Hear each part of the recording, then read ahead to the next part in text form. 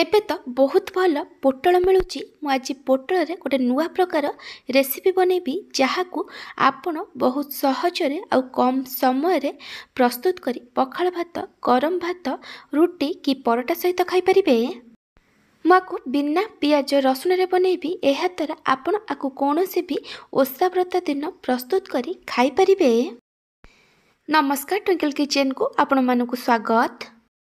ପୋଟଳର ଏହି ରେସିପି ପାଇଁ ମୁଁ ଏଠି 250 ଗ୍ରାମ ପୋଟଳ ନେଇଛି, ଆଉ ତା ସହିତ 2ଟା ମିଡ଼ିୟମ୍ ସାଇଜ୍ର ଆଳୁ ନେଇଛି। ଆଳୁ ଏଠି ଅପସନାଲ୍ ଅଛି, ଆପଣ ଚାହିଁଲେ ନ ପକାଇ ପାରନ୍ତି। ପୋଟଳ ଆଉ ଆଳୁର କ୍ୱାଣ୍ଟିଟି ଆପଣ ଆପଣଙ୍କ ହିସାବରେ କମ୍ ବେଶୀ କରିପାରିବେ। ଏବେ ଆମେ ପୋଟଳକୁ କାଟିବା। ପ୍ରଥମେ ଆମେ ପୋଟଳର ଉପର ସ୍କିନ୍କୁ ଏମିତି ଲାଇଟଲି ପିଲ୍ କରିଦେବା। ତାପରେ ଆମେ ପୋଟଳର ଉପର ପଟ ମୁଣ୍ଡ ଆଉ ତଳ ପଟ ମୁଣ୍ଡକୁ କାଟିକି ବାହାର କରିଦେବା। ତାପରେ ଆମେ ପୋଟଳକୁ ଏମିତି ମଝିରୁ 2 ଖଣ୍ଡ କରି କାଟିକି ନେଇଯିବା।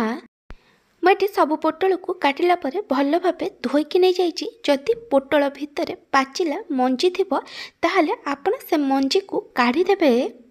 ଏବେ ଆମେ এই ପୋଟଳରେ ସ୍ୱାଦ ଅନୁସାରେ ଲୁଣ ପକାଇବା ଆଉ ଅଧା ଛୋଟ ଚାମଚ ହଳଦୀ ଗୁଣ୍ଡ ଦେବା, ଆଉ ସବୁକୁ ଭଲ ଭାବେ ମିକ୍ସ କରିଦେବା।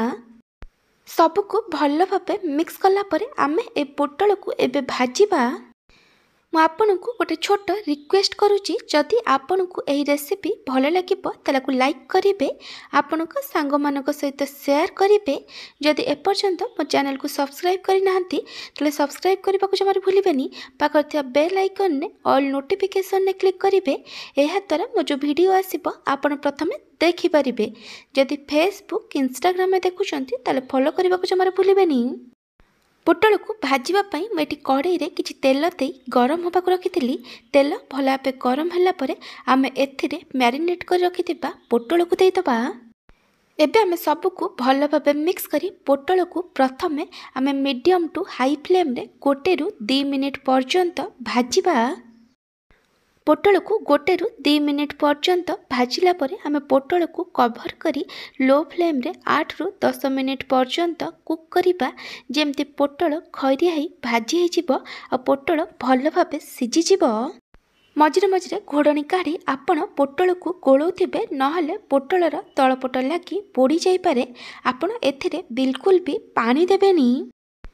8ରୁ 10 ମିନିଟ୍ ପରେ ମୁଁ ଏଠି ଘୋଡ଼ଣି କାଢ଼ି ଦେଇଛି। ପୋଟଳ ଏଠି ଭଲସେ ଖଇରିଆ ହେଇ ଭାଜି ହେଇଯାଇଛି।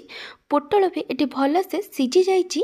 ଏବେ ଆମେ এই ପୋଟଳକୁ ଗୋଟେ ପ୍ଲେଟ୍ରେ କାଢ଼ିଦେବା, ଆଉ এই ପୋଟଳକୁ ଭଲ ଭାବେ ଥଣ୍ଡା ହେବାକୁ ଦେବା।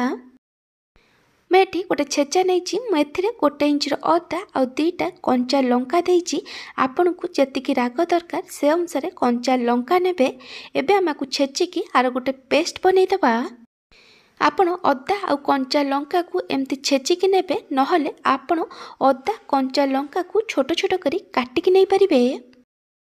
ମୁଁ ଏଠି ଗ୍ୟାସ୍ରେ ଗୋଟେ କଡ଼େଇ ବସାଇ ଗରମ ହେବାକୁ ରଖିଥିଲି। କଡ଼େଇ ଭଲ ଭାବେ ଗରମ ହେଲା ପରେ ମୁଁ ଏଥିରେ 4ଟା ଶୁଖିଲା ଲଙ୍କା ଦେଇଛି।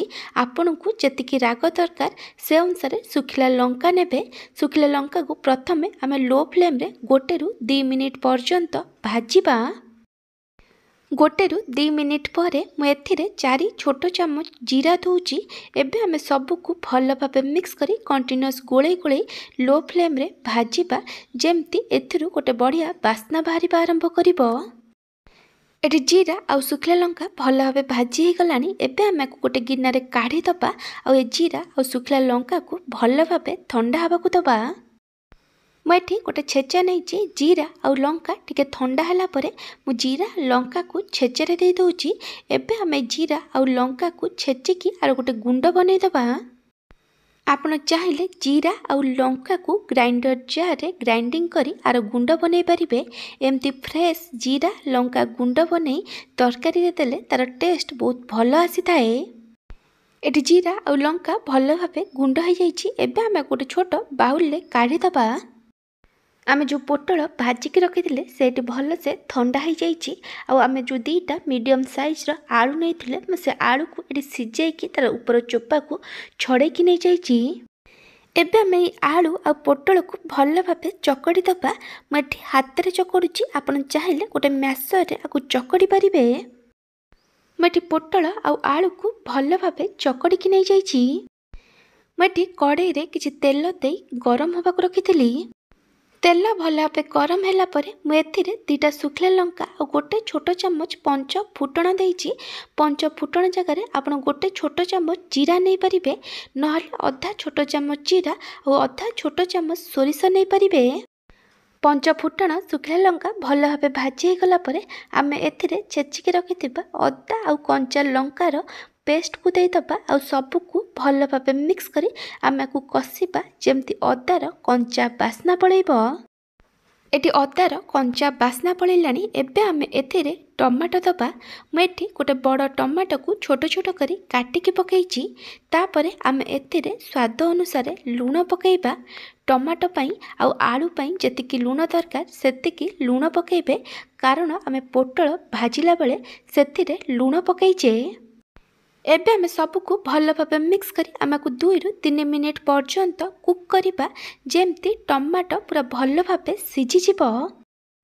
टमाटो एटी पूरा बढ़िया से सिझी गलानी। एबे आम एथिरे चकटिकी रखिथिबा पोटल आउ आलू को देदबा। तापरे आम सबको भल भाव मिक्स करिदबा। सबको भल भाव मिक्स कला परे आम भर्ता को कंटिन्यूअस गोलाई गोलाई लो टू मीडियम फ्लेम रे 4 ରୁ 5 मिनिट पर्यंत कुक करिबा। एमती भर्ता को कुक करिबा द्वारा भर्ता बा चोखार टेस्ट बहुत भल आसी थाए। एटी 4 ରୁ 5 मिनिट हो गलानी। भर्ता को आउ थरे भल भाव मिक्स करिदबा आउ गैस बंद करिदबा। एबे आम एथिरे भजा जीरा लंका गुंड पकईबा। गैस बंद कर सारा परे ही आपण एथिरे भजा जीरा लंका गुंड पकईबे। आपण आपनक टेस्ट अनुसार भजा जीरा लंका गुंडर क्वांटिटी कम बेसी करि परिबे। एबे आम सबको आउ थरे भल भाव मिक्स करिदबा। आपण बाकी जीरा लंका गुंड को गोटे एयरटाइट कंटेनर रे स्टोर कर रखि परिबे। आपण चाहिए एठी किछि काटिकी धनिया पत्र पकई पारिबे। बिना पियाज रसुन रे पोटल आलू भर्ता बा पोटल आलू चोखा एठी रेडी हो जाइछि। थरे एमती पोटल आलू चोखा बा भर्ता प्रस्तुत करंतु। ये खाइबा पई बहुत भल लागि थाए। आपण को भात रुटी परोटा कहा सहित भी खाई परिबे। जदि आपण को बिना पियाज रसुन रे ए नुआ प्रकार पोटल आलू भर्ता बा चोखार रेसिपी भल लगी तालाको लाइक करिवे। आपणक सांग मानक सहित शेयर करिवे। जदि एपर्यंत मो चैनल को सब्सक्राइब करि नाहंती तले सब्सक्राइब करबा को जमार भूलिबेनी। पाखर थिया बेल आइकन ने ऑल नोटिफिकेशन ने क्लिक करिवे। एहा द्वारा मो जो वीडियो आसीबो आपण प्रथमे देखि परिबे। जदि फेसबुक इंस्टाग्राम रे देखुचंती तले फॉलो करबा को जमार भूलिबेनी। Thank you for watching.